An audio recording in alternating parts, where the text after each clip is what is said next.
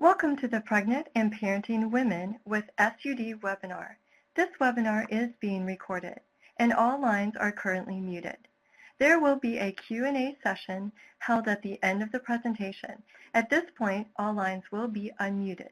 You may also ask a question at any time using the Q&A pod on the right-hand side of your screen. It is now my pleasure to turn the call over to Dr. Lisa.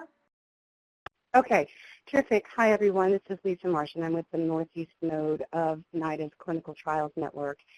And I'd like to welcome you to the third in a series of webinars that have been co-hosted by NIDA's Clinical Trials Network and SAMHSA's Center for Substance Abuse Treatment. And for those of you who have been participating in the series, you know that the intent of these webinars are to review the state of the science and engage in a dialogue in various areas of research and service delivery for substance use disorders. And we started with implementation science and the theme of adolescents with substance use disorders. And now today, our topic is pregnant and parenting moms with opioid use disorders. We have an outstanding lineup today. Our plan is to first review the state of the science in this field, and then we're going to highlight an innovative integrated care program for moms and babies and their significant others. And so we hope to protect about 30 minutes on the back end for a dialogue, not only on this theme, but the sort of bigger picture of this whole series is that we are seeking to explore possible points of collaboration between NIDA's Clinical Trials Network and SAMHSA's Center for Substance Abuse Treatment. And today we have Drs.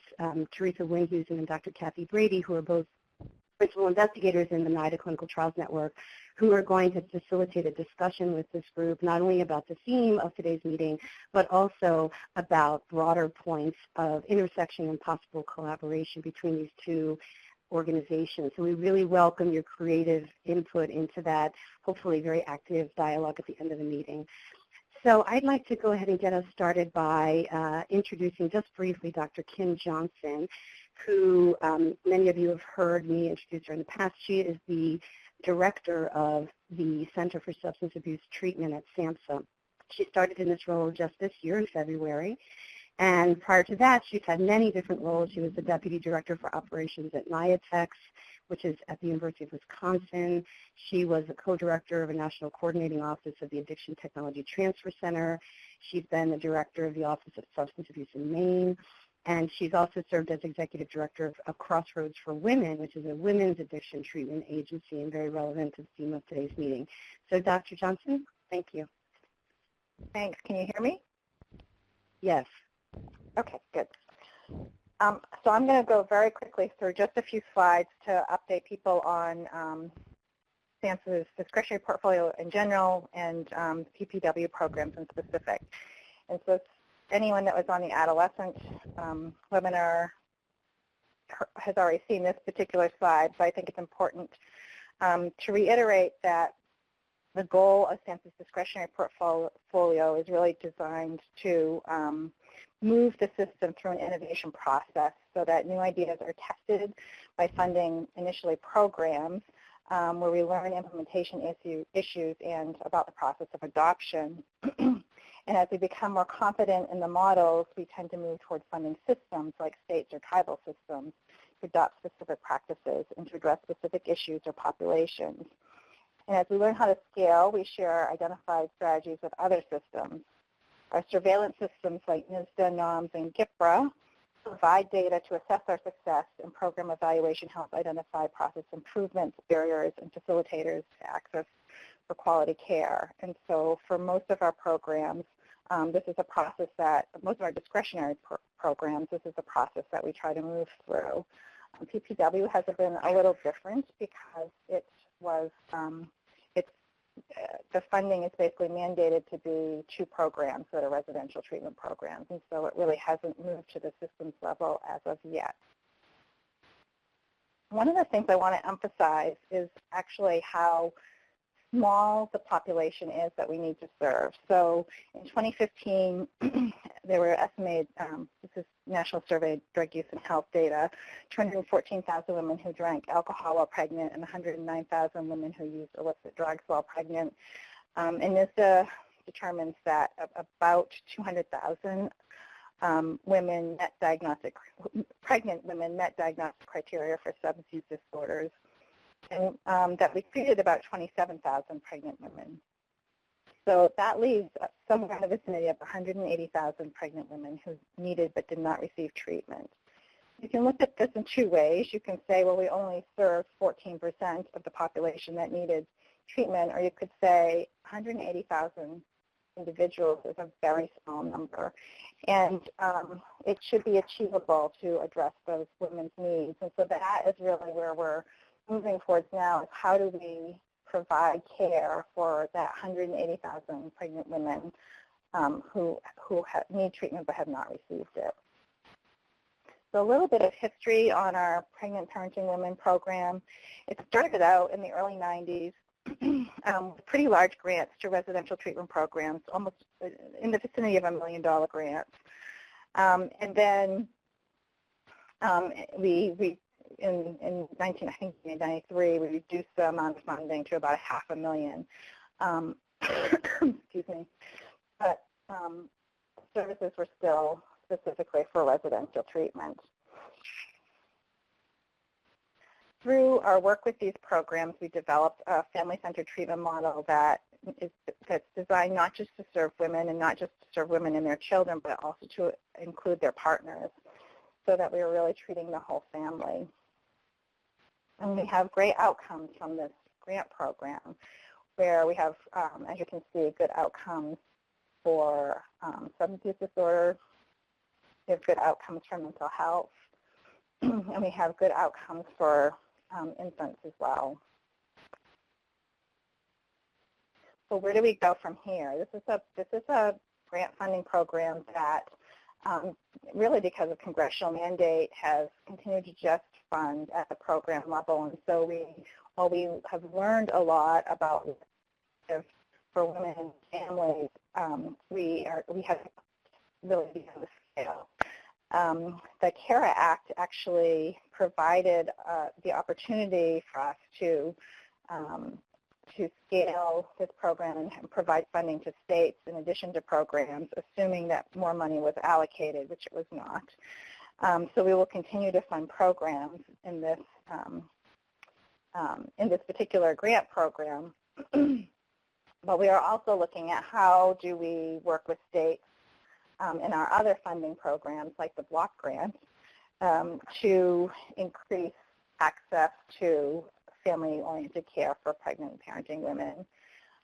So remember I said that we served about 27,000 women were served last year, 2015, and 21,000 of those are funded under the block grant. So it funds the majority of the treatment that pregnant and parenting women receive. And so we're working with states within the block grant program to try to identify specific areas of need and to improve their services to women with children.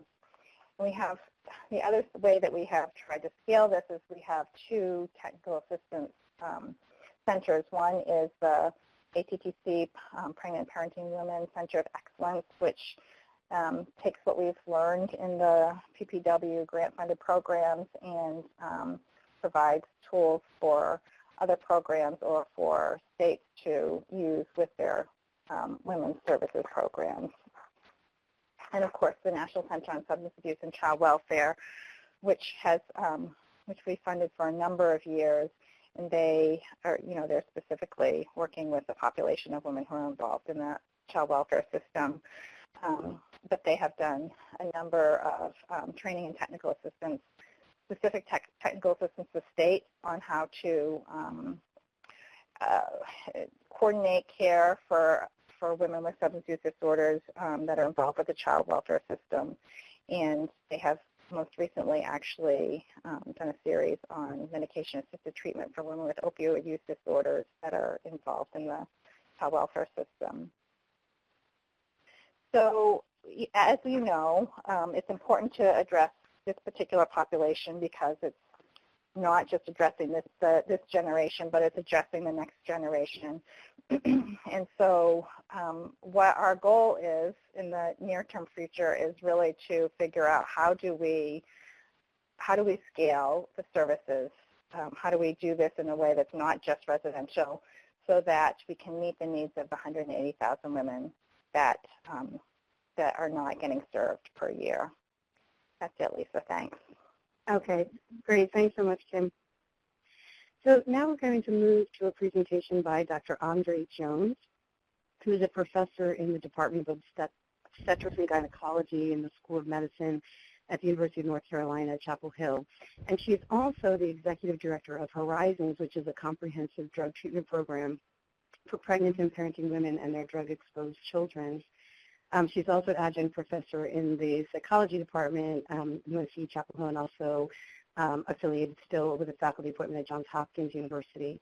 And we're really fortunate to have her review for us the state of the science in this field, because she's an internationally recognized expert in the development and examination of both behavioral and pharmacologic treatments for pregnant women and their children in risky life situations. She has she's received continuous funding from the NIH. She's very well published, including 2 books on this topic of treating substance use disorders in this population.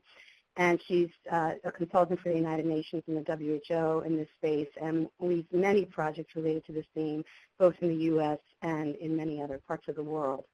So thank you, Andre, for joining us today. Thank you, Lisa. Can you hear me? Yes, thank you. Okay, great. Thank you for the very warm introduction, and I'm thrilled to be here and be talking to well over 100 people. I think this is a fantastic opportunity to have some dialogue about science. I have a lot of information to share, so I'm going to do really just kind of a 10,000-foot view of kind of the topics that I thought would be of interest to folks. So, and I am going to focus a lot on the opiates, because that is something that has gotten a lot of attention in the media, as well as scientific attention and clinical attention. So just to briefly tell you, with the 25 minutes that I have, I'll talk about the historical context a little bit, some medication treatment options, touch very briefly on behavioral treatments, and then focus on unanswered research questions, of which there are so many. When I talk about opioid use disorders, I need to give this disclosure, because I will be talking about methadone and buprenorphine. And I do think that it's important to note that the FDA is now requiring both methadone and buprenorphine safety labeling to talk about the risk of neonatal opioid withdrawal syndrome that many of us know as neonatal abstinence syndrome. And that I also think it's important to talk about the fact that using these types of medications for pregnant women should not be considered off-label use. The medications were labeled for the illness of opioid dependence, and so whether or not a woman is pregnant or not, she is still deserving of those medications, regardless of pregnancy status. I'm hugely thankful to the National Institute on Drug Abuse for supporting the vast majority of the research that I'm going to share with you, and most importantly, the patients and the infants that have contributed so much to bringing this data, as well as our team of investigators and staff.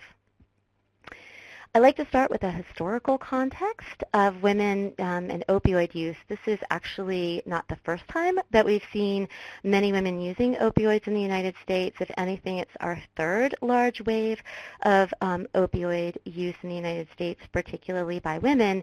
And if we look at that first wave, one of the things that we note is that opium prescriptions were primarily given to women to treat pain and other female issues. And then we see that there was legislation that restricted very quickly legitimate access to opiate use, and that pushed a lot of women into the shadows, and for them needing to continue their opiate use, that they had to do a lot of illegal activities or activities that violated their promises and values in order to get access to the drug. When we think about neonatal opioid withdrawal, or neonatal abstinence syndrome, as it has been traditionally called, we know that we can go all the way back to the 1800s to see that both mothers and doctors recognized that when a mother who was taking opiates was abruptly discontinued from that opiate supply, that there was a withdrawal syndrome that was noted. It was originally called congenital addiction. And there were even physicians that were treating the babies with morphine and encouraging breastfeeding with moms who were taking opiates to help reduce the severity of this opioid withdrawal.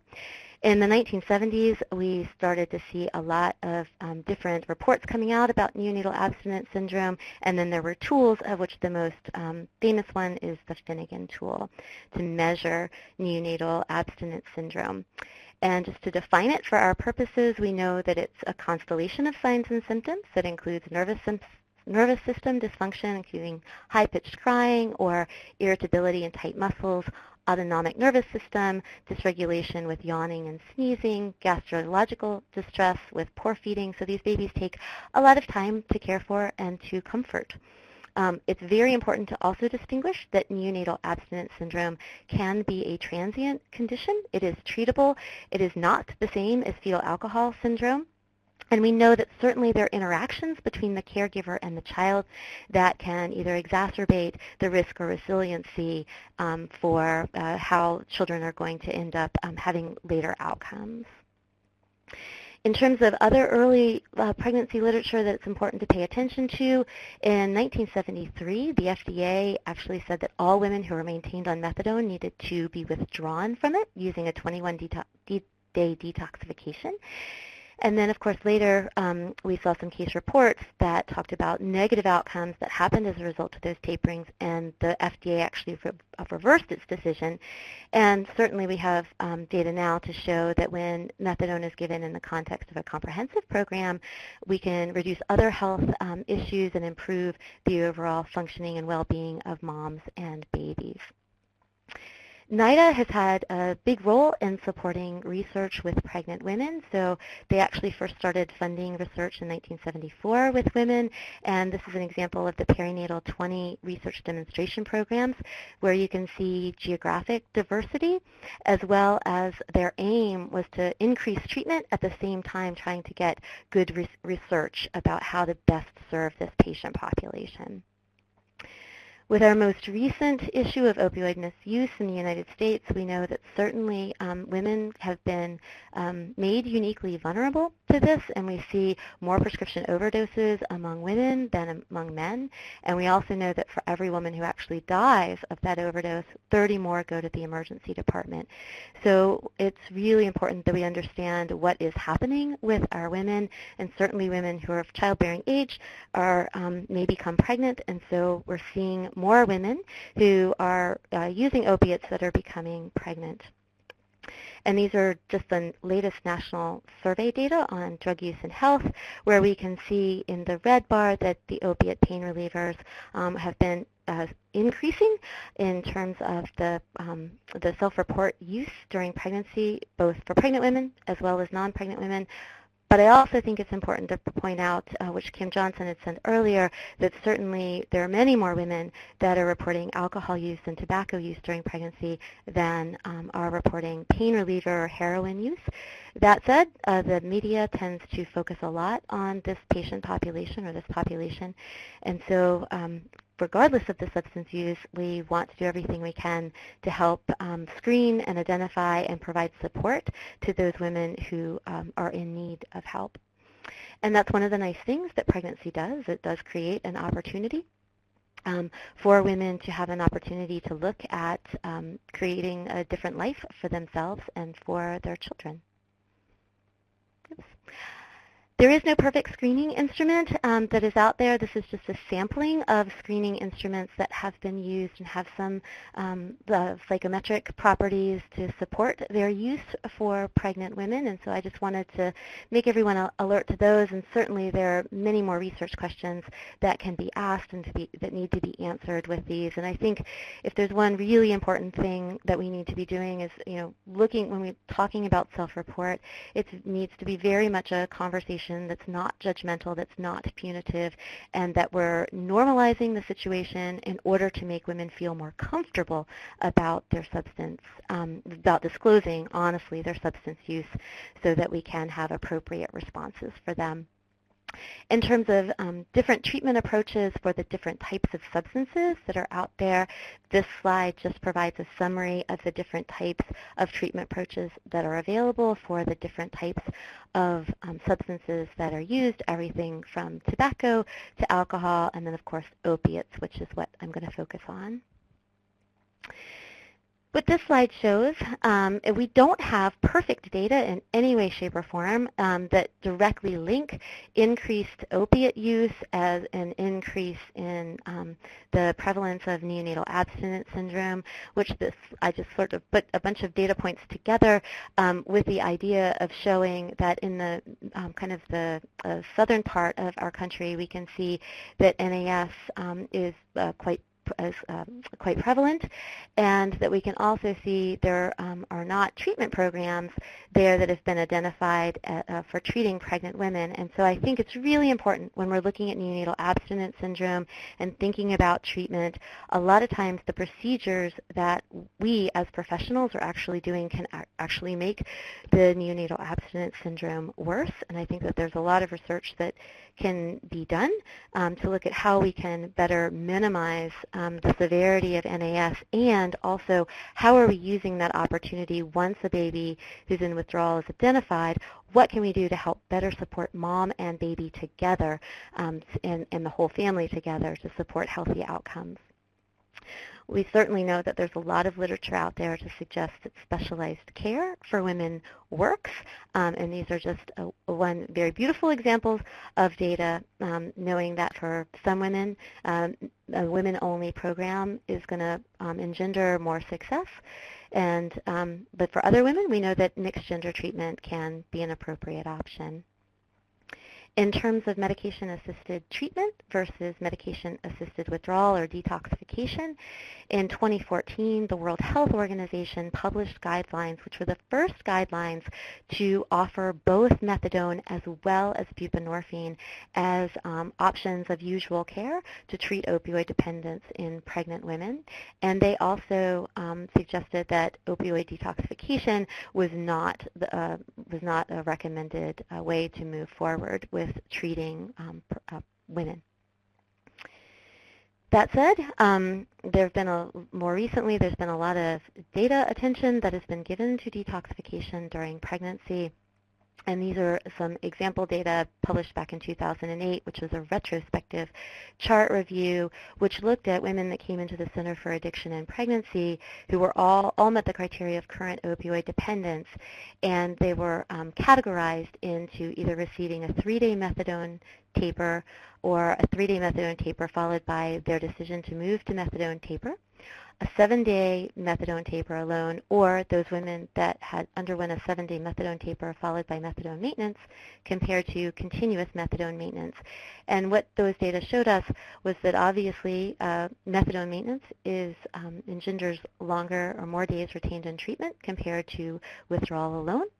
And we also saw that the women that delivered had fewer illicit or urine-positive drug screens relative to those that received detoxification alone. When we look at the most recent data that we have looking at detoxification during pregnancy, this is by Bell and colleagues. They looked at 4 groups of women in Tennessee. They were actually able to show that there were somewhat lower relapse rates than with most other studies.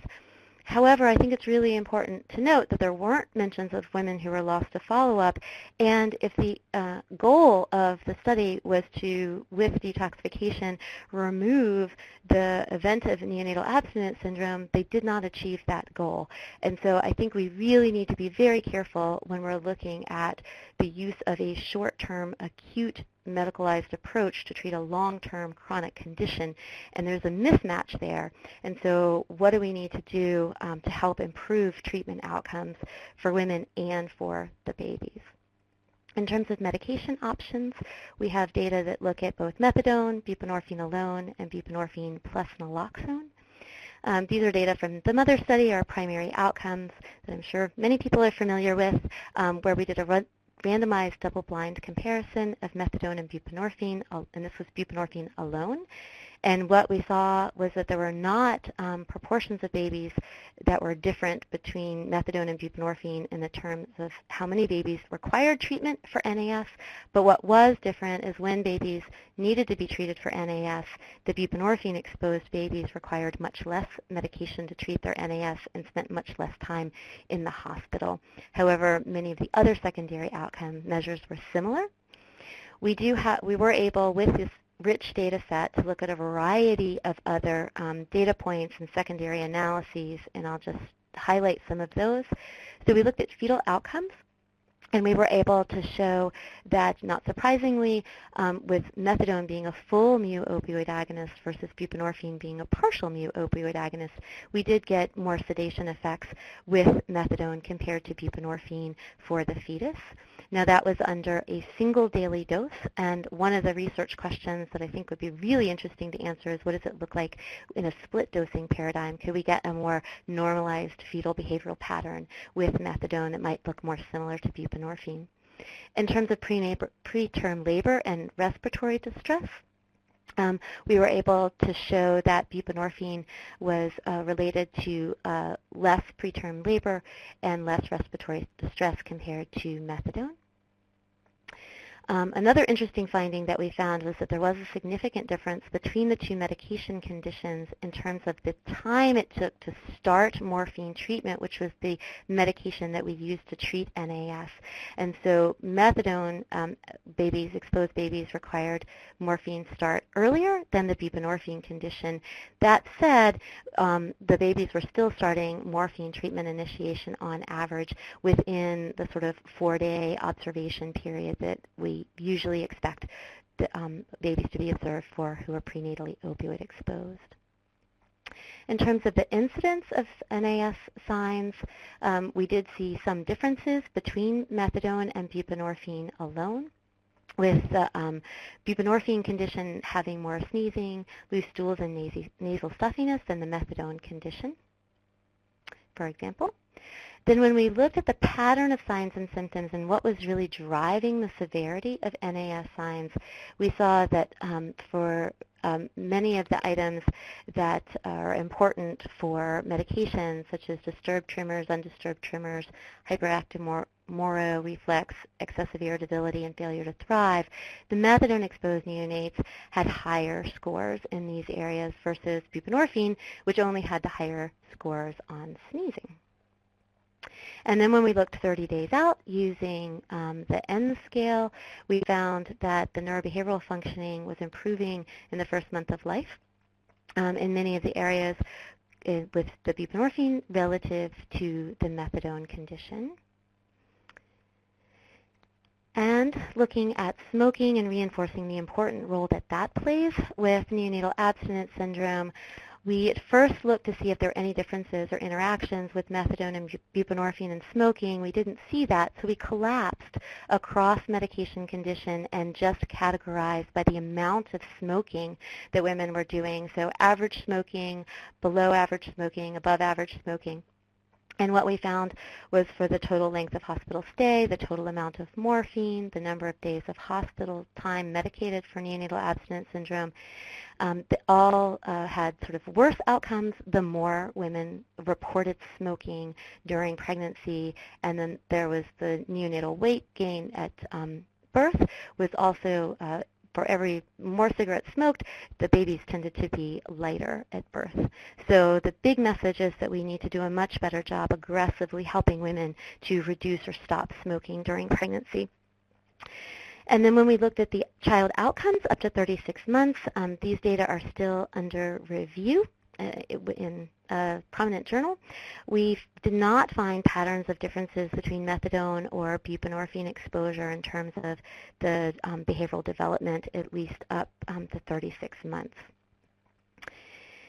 So all of that to say, these data, we see partial replication in a much more real-world study with Marge Meyer's data, where she was looking at women who came in that received either methadone or buprenorphine alone in a much more observational way. And so that's actually very reassuring to us that we're seeing the same patterns, general patterns of effects without such the rigorous design. So it shows that we're seeing more kind of generalizability of our data and our findings.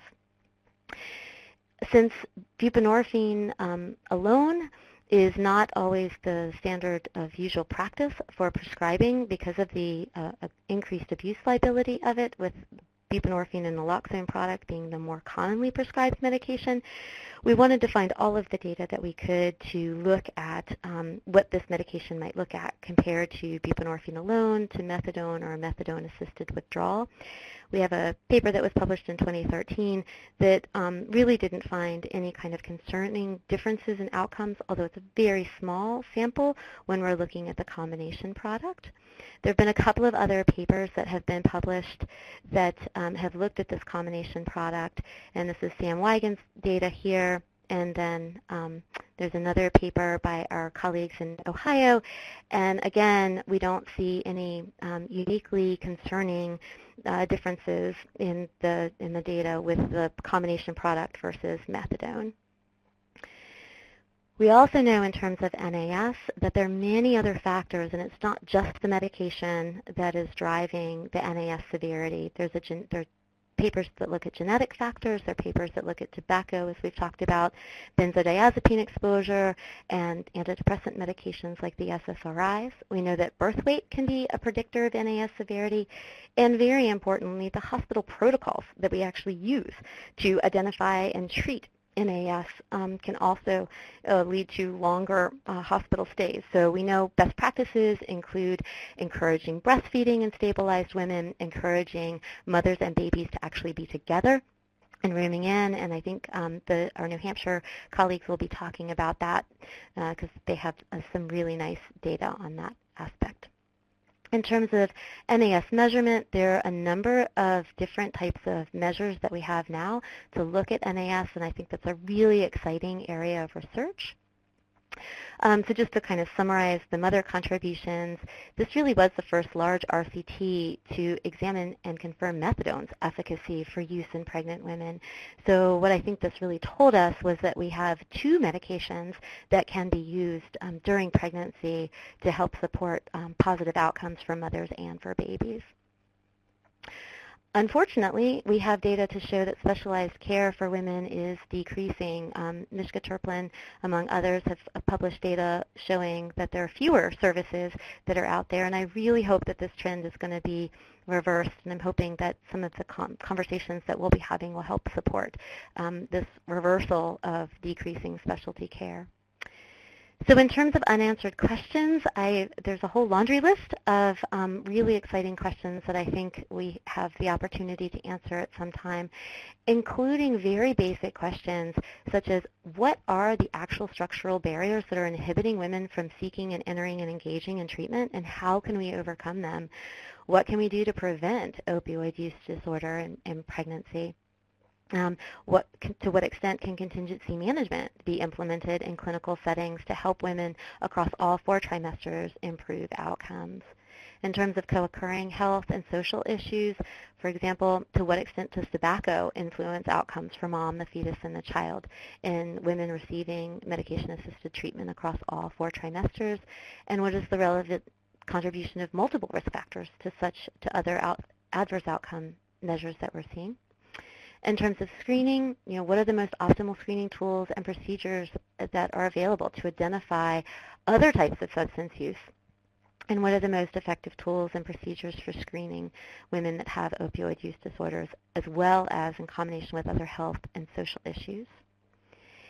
And looking at medication and selection and induction and dose adjustments, there are many different questions that we could ask about this, and so they're listed on this slide. And then I think we also need to be looking at medication-assisted withdrawal and detoxification, because there might be some small percentage of women that will benefit from this. And so what are those circumstances that might be helpful? And then pain relief is a huge issue clinically. And so what do we need to do? What are the best pharmacological and non-pharmacological options for women during pregnancy, labor and delivery, and postpartum? And then looking at the screening of presence of prenatal exposure to other substances, for example, what are the best strategies to help women navigate legal issues and ensure appropriate consent occurs? Screening and assessment of NAS, for example, what's the degree in terms of amount and timing of exposure to prescription opioids for pain should be considered a risk for having a neonatal abstinence syndrome. And then there are questions that can be asked about treatment for infants for NAS, and as well as after delivery and the feeding options. And it would be great to have more data looking at breastfeeding. How do we determine whether or not women are stabilized? To what extent is it safe if women are using marijuana and other substances? And then there are questions that we can ask about the mother-child dyad.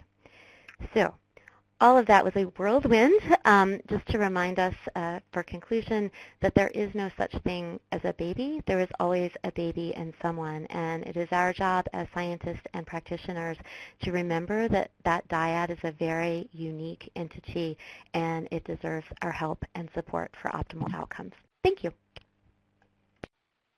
Terrific. Thank you so much, Andre. I think that you've done just a wonderful job of reviewing the rigorous research that's been conducted in this space, but also identifying the many outstanding gaps that we still have, not only in research, but in terms of service delivery models. So thanks so much for that.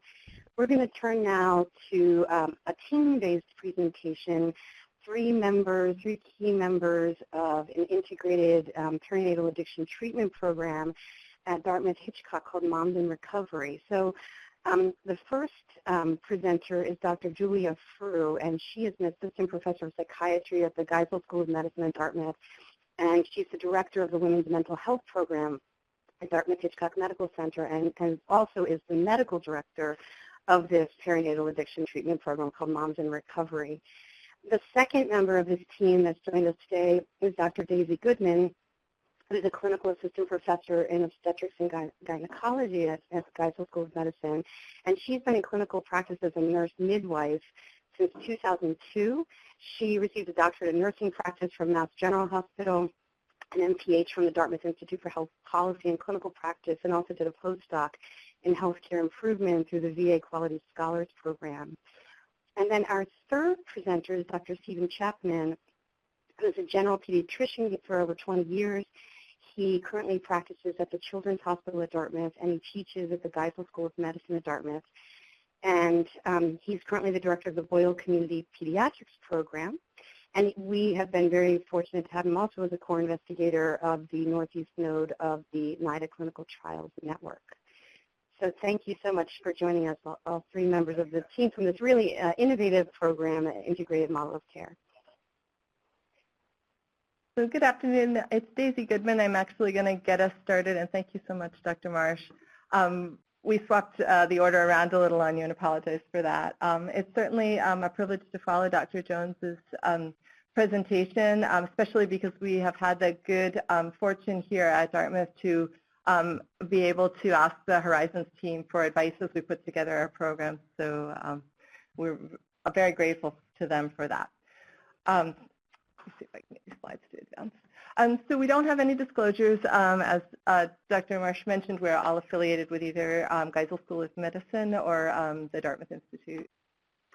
And just to get us started, I wanted to give us a little background on our prevalence here in New Hampshire, which is actually significantly different than what's reported nationally.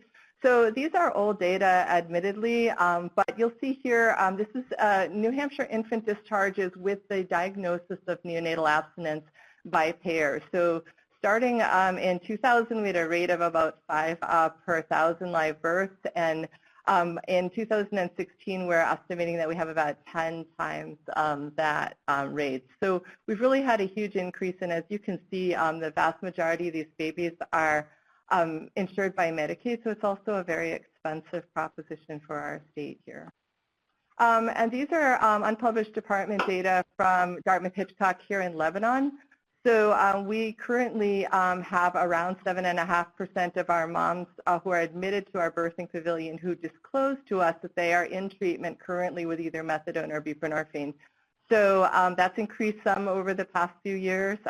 Of course, this is an underestimate of our actual prevalence rate because these are the moms who are willing to talk to us about their treatment status.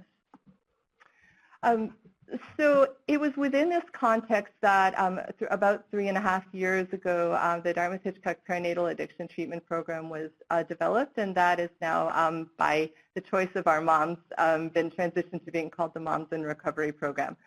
So a little bit of background on our hospital and healthcare network. We are the regional referral center here in the Upper Valley, so in rural New Hampshire. So we're an academic medical center located in a rural area, which is quite unique. Our affiliated network does spread across most of the state, and we care for about 30% of the births in New Hampshire. So prior to the onset of our program, there were no pregnancy-specific outpatient substance use treatment services in our service area or indeed in the state. This is a collaborative program which was launched jointly by OBGYN and psychiatry, and we have since begun to work very closely with our pediatric colleagues as well. And I would say that we are moving towards this concept of system-level integration where we provide co-located services as much as possible, and then this warm handoff and transition to our pediatric colleagues after birth. So our integrated care model right now is a once-a-week model, which Dr. Frew will talk about in more detail. We do provide substance use treatment with buprenorphine for the vast majority of our patients who have opioid use disorder. We also provide maternity care and SAT, and we've been able to introduce case management. So the goals of our program, I will say, are aspirational, but right now we have successfully implemented universal prenatal screening for drug and alcohol use, consistent with national standards, so we do use an expert model. And we have certainly been able to increase access to substance use treatment and comprehensive behavioral health care for some of the pregnant women in our network, but we certainly have much to go to make those services available to all. Our goal is to obviously improve outcomes for mothers with substance use disorders and babies, to increase the number of parents, therefore, who are in sustained recovery, and to provide access to the needed services and supports that will help them sustain that recovery, including housing and vocational training, and then, of course, early childhood intervention. And ultimately, especially with the changes in recent federal legislation to decrease burden on the foster care system through early intervention and minimizing risk for adverse childhood events. So I would just like to frame this as really taking a population health approach, which I think is the other unique thing about our program, is that we're really looking at serving our entire maternal child health community first through screening for drug and alcohol use, and then targeting treatment at the appropriate level where needed. So understanding that this is a continuum and we need to look at this from the big picture, and then focusing on the folks who need the highest level of care. To accomplish this, we introduced in 2013 concurrently an expert program now using electronic facilitators for that. So we use a tablet-based program and populating our electronic health record immediately with those results. So that's really helped us with our data capture and also our ability to both identify our patients and then provide templates and decision aids within our medical record, which help us to both standardize the care that we provide for moms on the maternity side, but also facilitate that easy referral process over to treatment. And now Dr. Frew is going to take this part and talk about the treatment portion of our program. Hi, so this is Julie Frew now, and yes, as Daisy mentioned, I'm going to tell you about our treatment program briefly, and also tell you some about the women that we've been serving. So our treatment program participants are by and large insured by either New Hampshire or Vermont Medicaid. One of the things to point out about our program is because we sit on the state line between two states, We typically serve from 30 to 40% Vermont women and from 60 to 70% New Hampshire women. The majority of our women are in their 20s, although we do have some older women with a mean age of 26. Nearly half of the women in our program have an unstable housing situation, and this is made even further complicated by the fact that for some of these women, the stability of their housing depends upon staying in an abusive relationship. These are by and large not first-time moms, so mean parity is greater than 2. We have a high prevalence of hepatitis C exposure, including many new diagnoses of hepatitis C during pregnancy.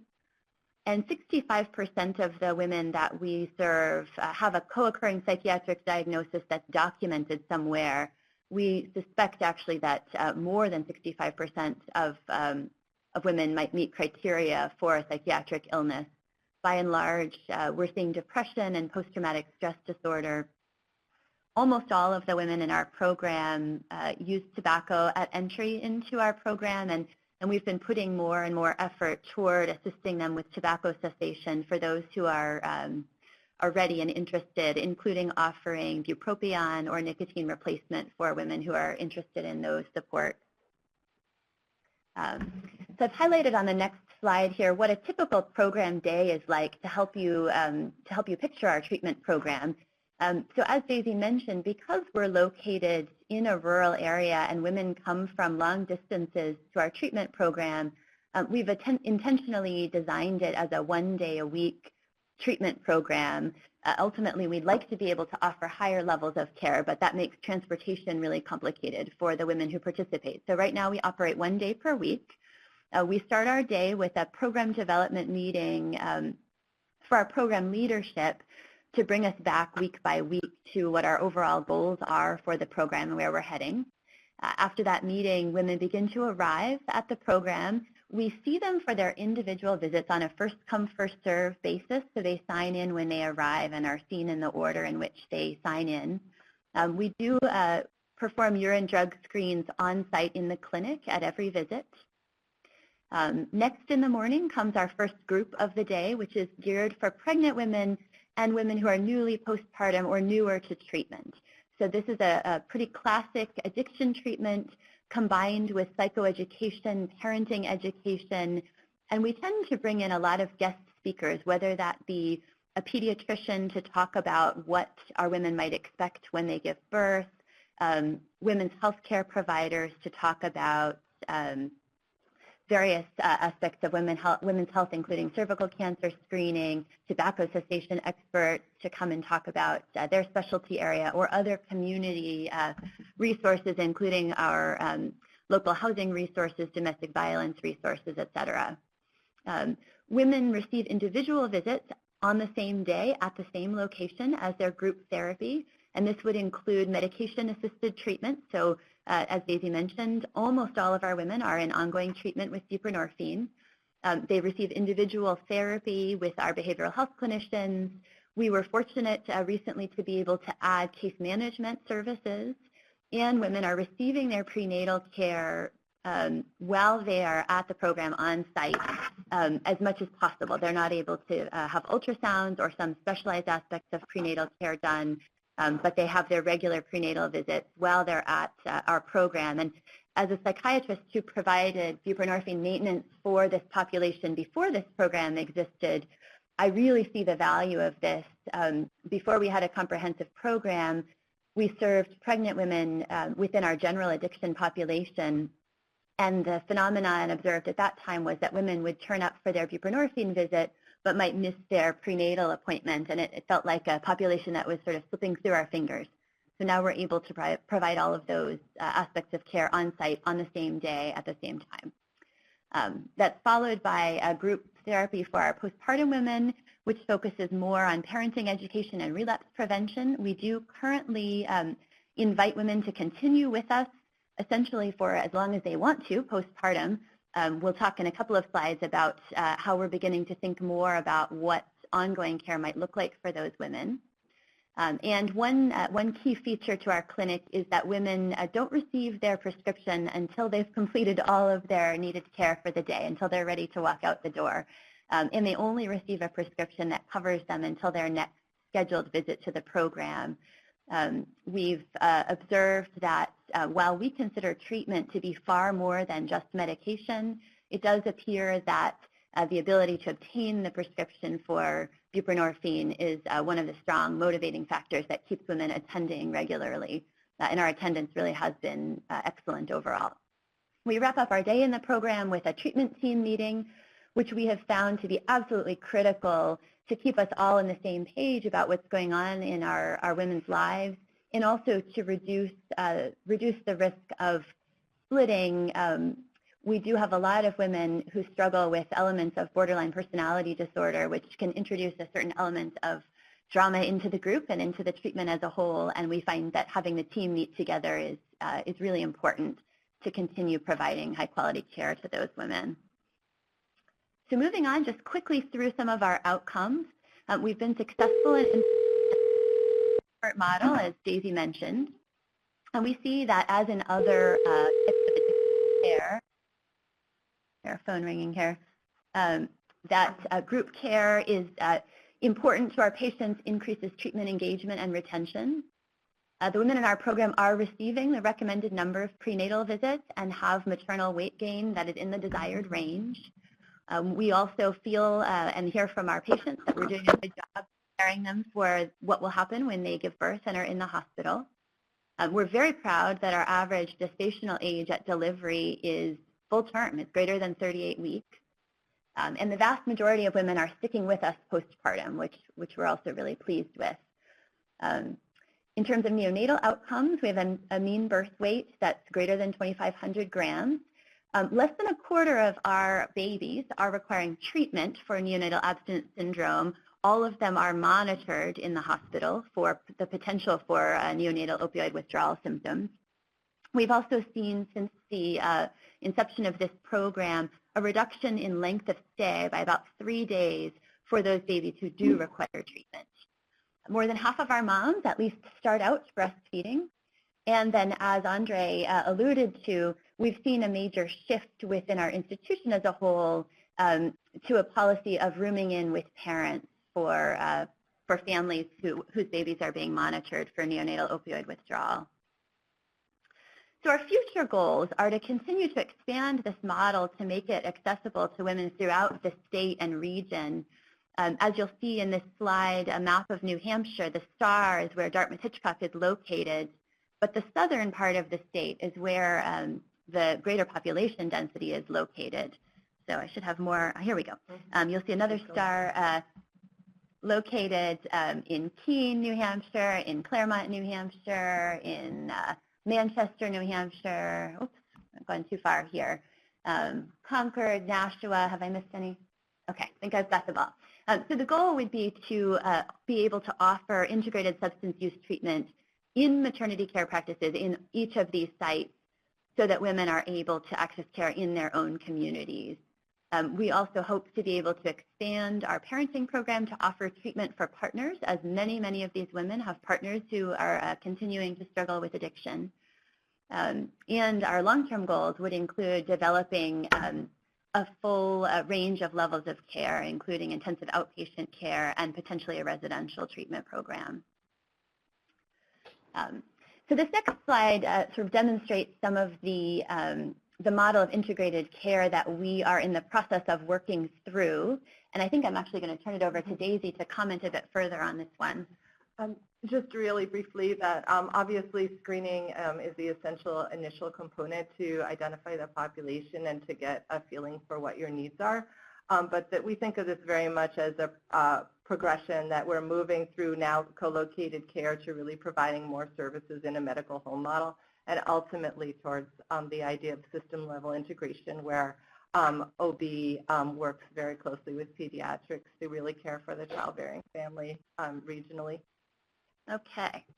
And so I'll just wrap up with a couple of schematics here. So this is right now the regional approach that we are envisioning with a central hub site that's the white circle that would include, and we have many of these services already and are working towards others, a full range of reproductive psychiatric services, women's health services, child care support, which is clearly critical for women who are unable to attend treatment unless they can bring their kids along, transportation, case management, peer support, and additional parenting support. And then you see in the 4 blue circles the spoke sites, which would offer at a bare minimum the ability to provide medication-assisted treatment, prenatal care, some degree of behavioral health services, and some degree of case management and peer support.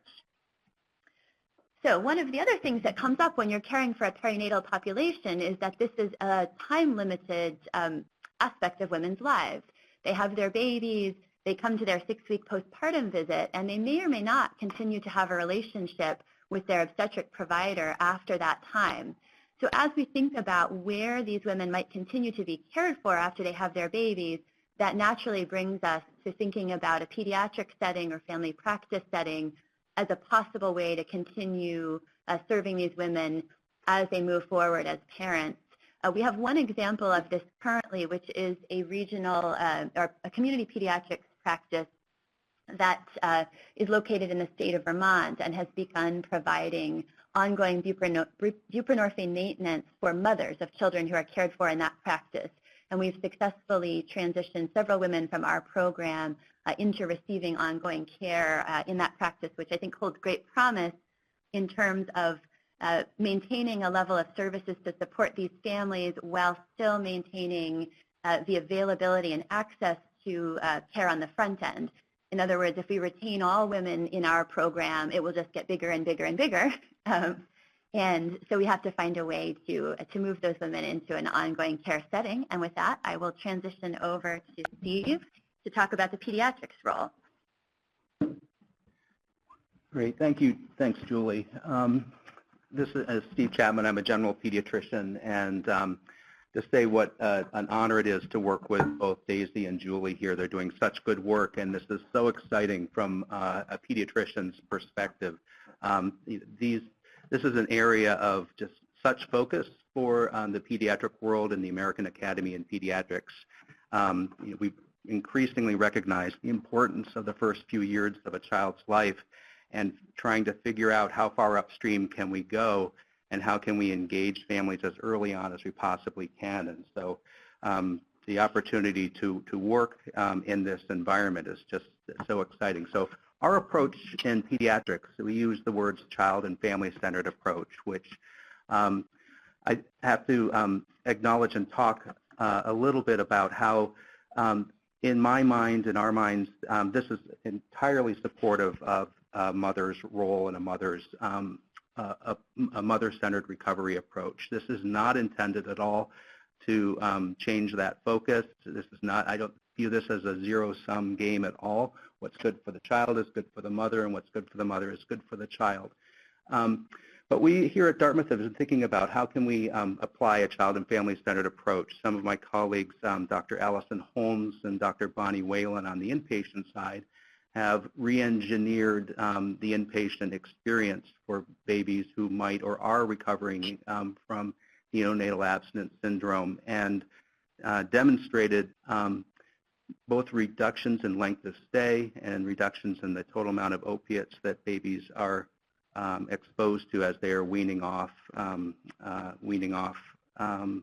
their exposures. And so there's a lot in a child and family-centered approach. Recent neuroscience research, we've learned a lot about epigenetics. There's babies are born with 85 billion neurons and 7,000 to 9,000 synapses form per second, and much of that is really dependent on the quality and the type of interactions within those first few months and years. The serve and respond kind of back and forth, the quality of those interactions and the type of parenting. This is absolutely crucial period in newborn's development. And there's an enormous area of focus on adverse childhood experiences. That study that goes back to Dr. Vincent Folletti in 1998, where we have recognized that the experiences that babies and infants have in their first few years of life have significant lifetime effects on not just psychiatric issues, but cardiovascular, diabetes, and even certain types of cancer. It's a major determinant of health over the lifespan. So as we think about transitioning and interacting as babies grow, and I think of this from birth through the first 5 years of life, here the model that we've been developing looks a little bit like this. So we put the child at the middle, and there are 4 essential domains. So we start in the upper left-hand corner, and the upper left-hand corner is some of the things that pediatricians are doing already. Well child care. Now that includes developmental screens at 9 months, 18 months, 24 months, and 30 months. Involves environmental assessments. It involves some depression screening of mothers, but those are things that are happening already.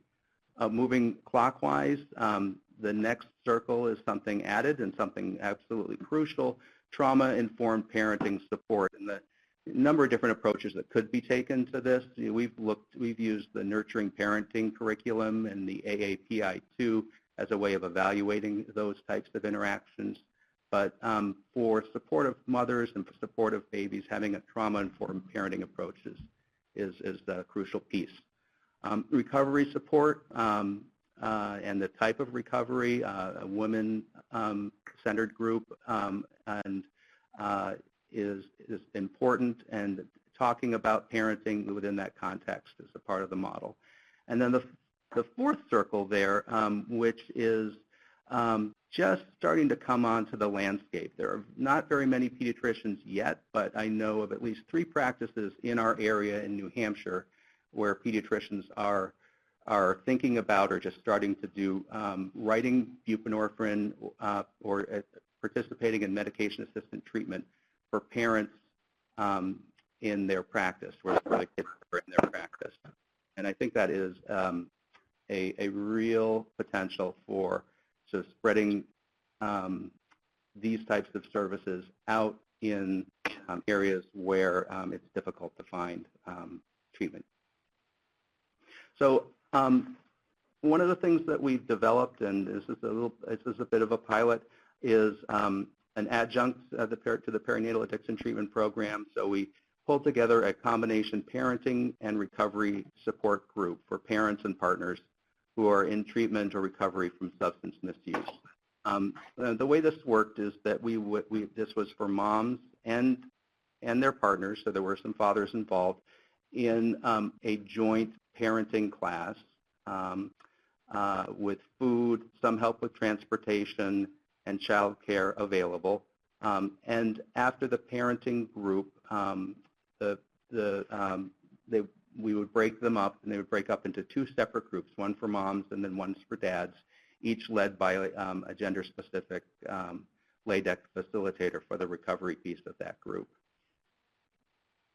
We have some comments from week 1 and week 2 from some of the parents who are participating in the group. Week 1, some very beginning rudimentary comments about what they hope for that the group would help with.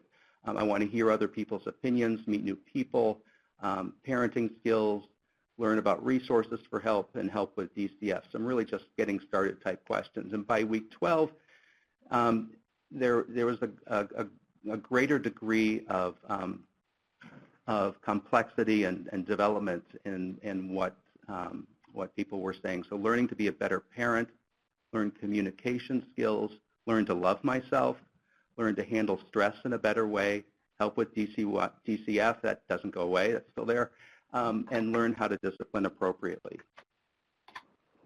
So outcomes, as we're thinking about in the period beyond delivery, outcomes or measures, parents in recovery, how many of our parents stay in recovery? What are child custody patterns? How is parenting attachment developing? Again, using the API-2 as one potential measurement tool that we're currently using. Developmental screenings and then referrals to early intervention. Well child care measures, including immunizations and lead. Number of other outcomes and measures that could be considered. Inappropriate emergency room utilization. Of course, we want to prevent adverse childhood experiences, and so those could be measured, as well as unplanned pregnancies. Of course, and no model is worth anything if there are barriers that prevent families from availing themselves and mothers availing themselves. So in our program, child care is a key piece of it. engagement of the kids so that parents, mothers can focus on the group that they're participating in. Food, transportation, and particularly in rural areas such as ours, that's a major barrier. We've used care managers, and one of our community partners has let us use a van for helping mothers come into the groups. And then, of course, housing insecurity. We're working with a local public housing group, Twin Pines, who's provided 2 supported housing units, but critical needs remain. So, there are enormous opportunities, and with NAS increasing in New Hampshire tenfold over the last 15 years, it's something that we really, really need to do a better job in addressing. So becoming a parent is potentially a time of great motivation for recovery, but there are hardly 2 more difficult undertakings in the realm of human experience than going into recovery and being a parent. Those 2 things individually are hard enough, but to do them together without the right support is a very tall order. From a parent, patient, and family perspective, can we develop seamless support for mothers in recovery from early pregnancy or even before pregnancy, supports that continue all the way through early childhood? And again, from a pediatrician's perspective, this potential intergenerational focus on the prevention of adverse childhood experiences is a tremendous opportunity here. So this is a partial list of current partnerships. This can't just be a medical undertaking. It has to engage with community partners. Here are some that we've worked with in New Hampshire. And in the interest of time, I will stop here. Thank you. Great. Thank you so much, Julie and Daisy and Steve. I'm just going to very quickly introduce our 2 discussants today, and then we'll use the rest of the time for discussion with the audience. Dr. Kathleen Brady is with us, and she's a distinguished university professor and vice president for research, as well as the director of the South Carolina Clinical and Translational Research Institute at the Medical University of South Carolina, and she also is the principal investigator of the Southern Consortium node of the NIDA Clinical Trials Network, and she's a very prominent leader in the substance abuse field, both in the U.S. and internationally, and among her many areas of research, she's had a focus on victimization and post-traumatic stress disorder and substance use, which, as we know, is particularly important to women, and she has also led several investigations on gender-specific issues related to anxiety and affective disorders in substance-using women. We also have Dr. Teresa Winhusen here, and she is a professor of psychiatry, also heads up the Addiction Sciences Division at the University of Cincinnati, where she's also the Associate Vice Chair for Addiction Sciences. And she is the principal investigator of the Ohio Valley node of NIDA's Clinical Trials Network. And she's led many, many multi-site clinical trials, including many supported by the CTN. And among those trials, she led a trial, a multi-site evaluation of motivational enhancement therapy in pregnant substance abusers, which is one of the largest randomized trials ever with pregnant substance users. So I'm going to turn over the rest of the meeting to Kathleen and Teresa. Thank you. Thank you.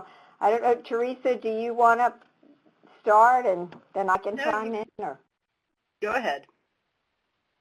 Okay, I just wanted to actually thank all of the speakers. This was really a fantastic round of presentations that I thought really gave us a good perspective from the programmatic, through some specific treatment, some of the specific treatment issues, medications, some of the psychosocial outreach, and just the description of a comprehensive program. So I really think it was, a very well-balanced presentation, very interesting data. So I want to thank everyone.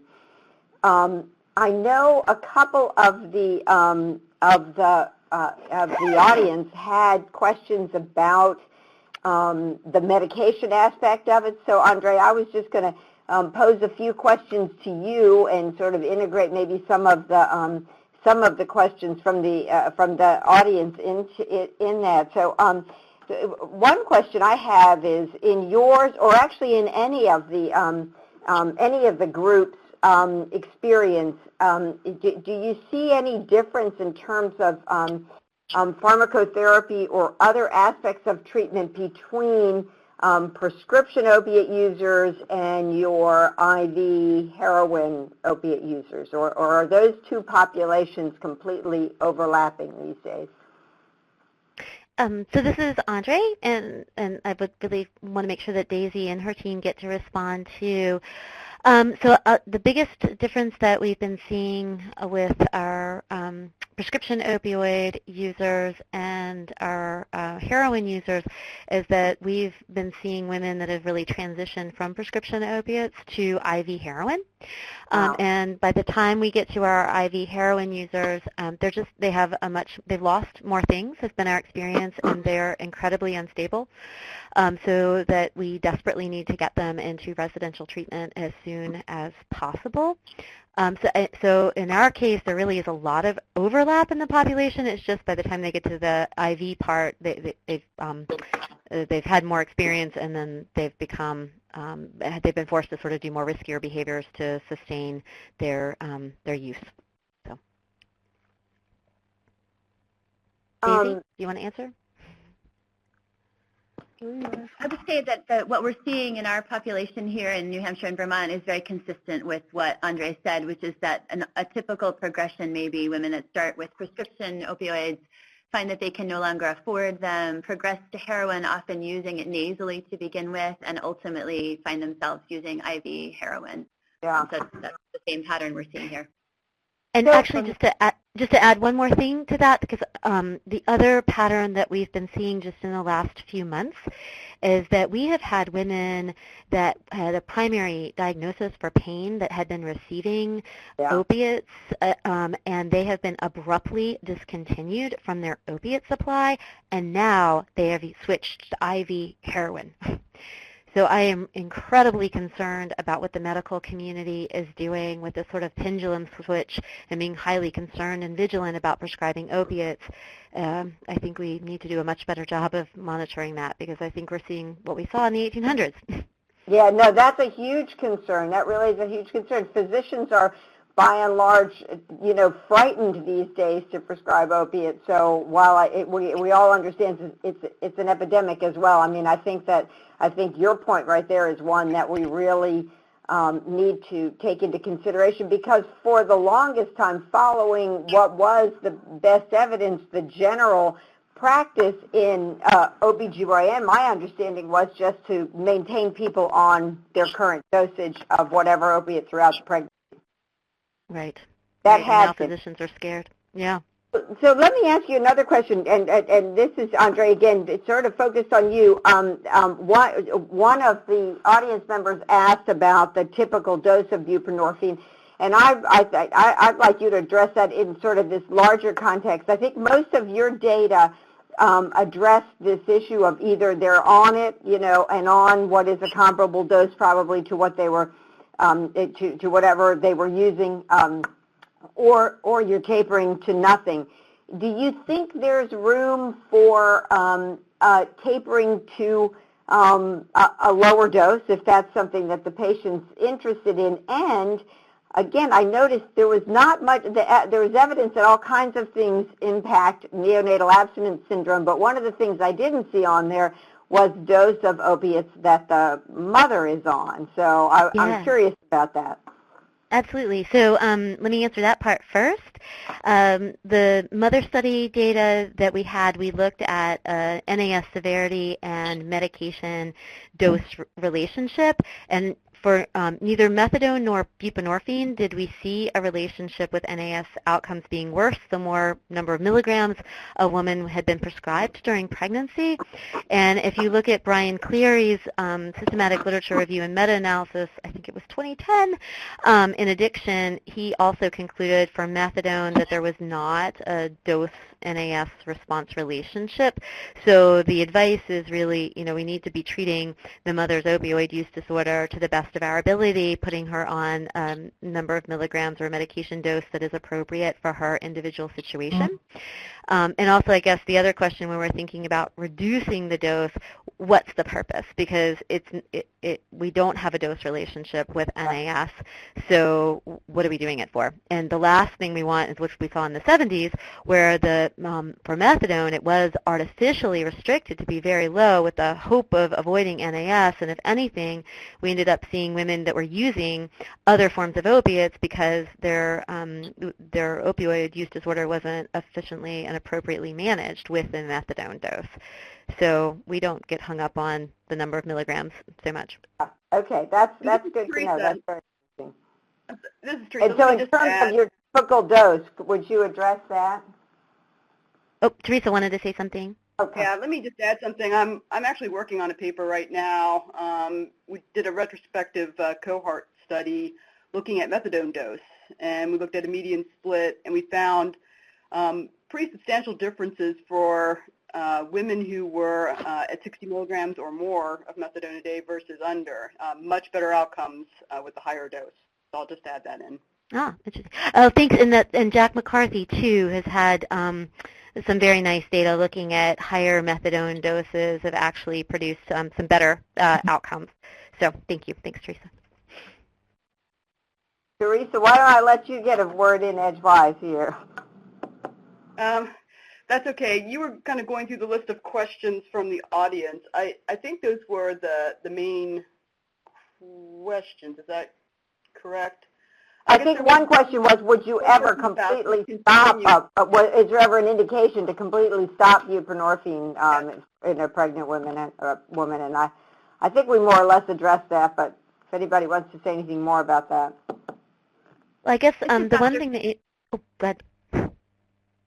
This is Julie Frew. I was going to speak to that. So we do occasionally have women who come to us requesting to taper off buprenorphine, and it's something that we certainly have a thorough discussion with them about, and most commonly, once we're able to provide them information regarding the safety of buprenorphine during pregnancy, and in fact that it's our recommendation to stay on it, the vast majority of them do choose to continue.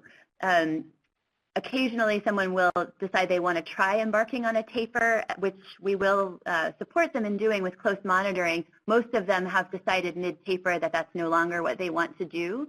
There's not really a situation I can think of where I, as the prescriber, would withhold buprenorphine from a woman during pregnancy. Even for women who are struggling in their recovery, our recommendation would be to continue buprenorphine and then provide additional support, help them get to a higher level of care if that's what they need, including a residential treatment program. And just to add to that, and this is Andre, we have had a couple of women that have started out on buprenorphine and then switched to methadone. And the reason they switched is because they just weren't feeling very comfortable on buprenorphine, and they had had experience with methadone and were much more comfortable on methadone. So I do think we need to be open to whichever medication is going to work the best for them, and we know it's easier to switch from buprenorphine to methadone than the reverse. Right. And so one of the things I appreciated about the presentation is that we also covered the postpartum period because I think there needs to be research, much more research in this area in general. But postpartum is something that, often kind of from a treatment perspective, Medicaid will take care of you while you're still pregnant. And then what happens to you postpartum, I think those women really struggle. So I was appreciative of the highlight of that issue.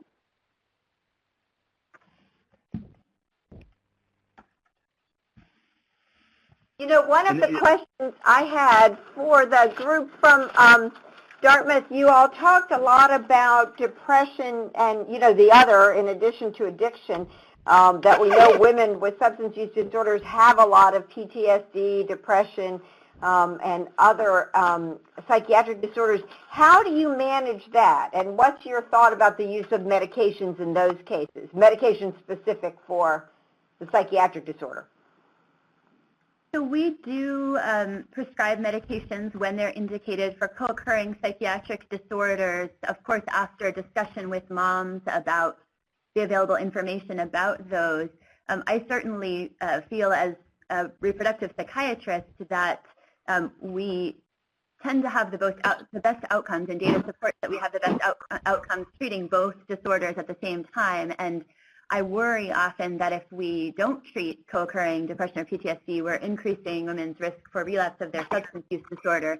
So we do talk to women about the potential for, say, SSRI medication increasing the risk of neonatal abstinence symptoms. That being said, many, many women in our program are being treated with SSRIs for depressive or anxiety disorders. They're also receiving psychotherapy individually as well as the group therapy.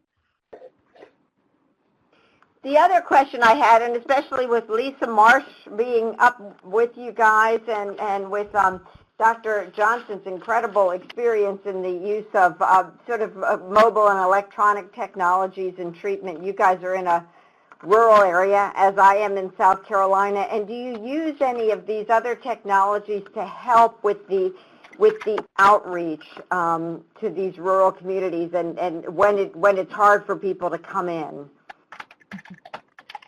So we are actually looking at, this is Daisy Goodman, we're looking at that in terms of our remote rural maternity services and how we can best facilitate some kind of on-site behavioral health, but with a provider-to-provider conference with psychiatry here. We don't want to get specifically into providing telepsychiatry at this point, but more provider-to-provider consultation. So is that sort of the ECHO model where the experts are there at Dartmouth and what you're doing basically is providing consultation sometimes around very specific case programmatic as well as individual case material? Yeah, that would be right. I'm sure Dr. Frew can speak better to that than I am. Having been an obstetrical provider in rural Maine for many years before coming to New Hampshire, I can say that our reproductive psychiatry was very, very far away most of the time from when we were seeing patients. And it was very helpful to have that opportunity to really consult for complex cases.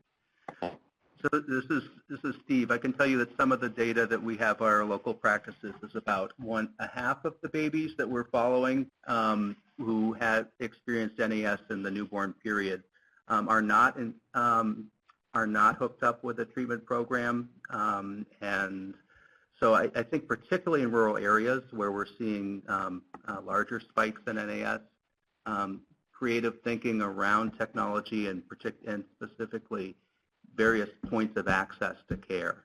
Doing SBIRT during prenatal period is an obvious right thing, but we're not capturing everyone that way and not giving everyone the opportunity to get into supportive care that needs it. This is Kim Johnson. SAMHSA actually has some experience. We have, with our TCE Technology-Assisted Care Grant Program, we funded one pregnant parenting women program, Kentucky River in Kentucky, and they used a mobile app with the women, and they saw that it increased engagement in care, but they also supplied the phones and the data for the phones because the women, they didn't have the smartphones of their own and they couldn't afford the plans. And so that's kind of a barrier for, particularly if you're talking about a population like they have in New Hampshire where the majority of people are a Medicaid population. Yeah.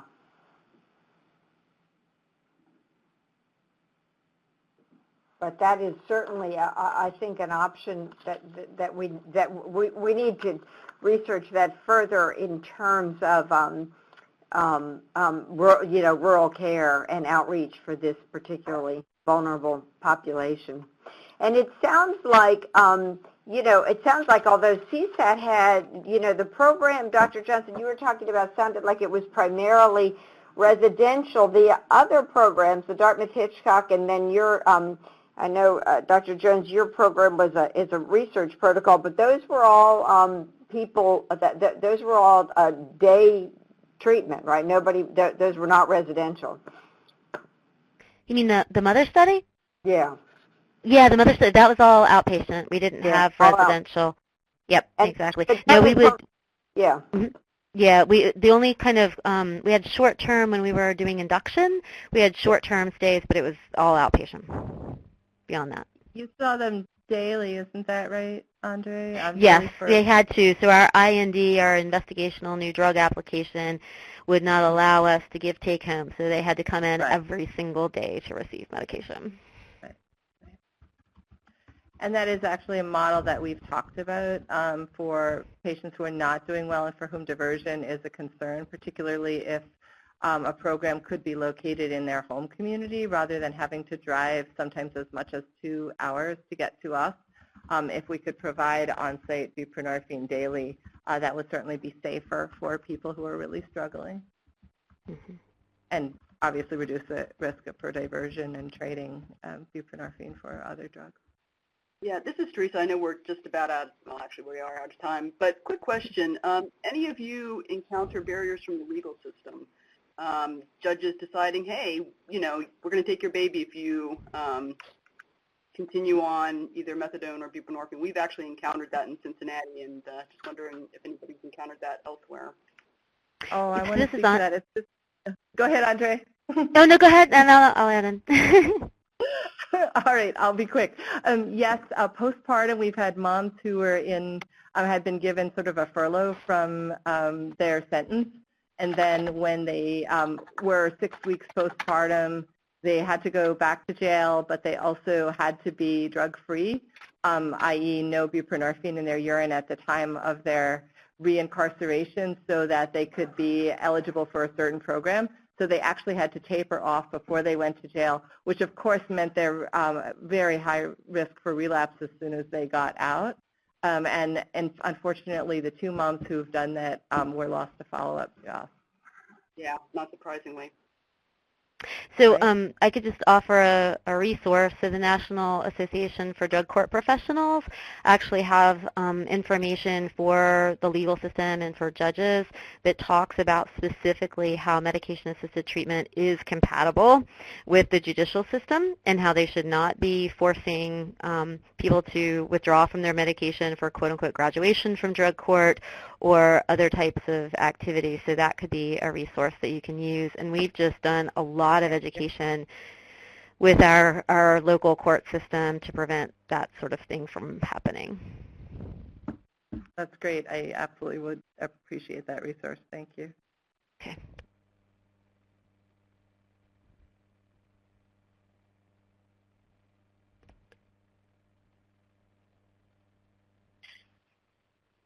So this is Lisa. I was just going to mention that we probably should end soon now, Kathleen and Teresa. Are there any final comments you wanted to make?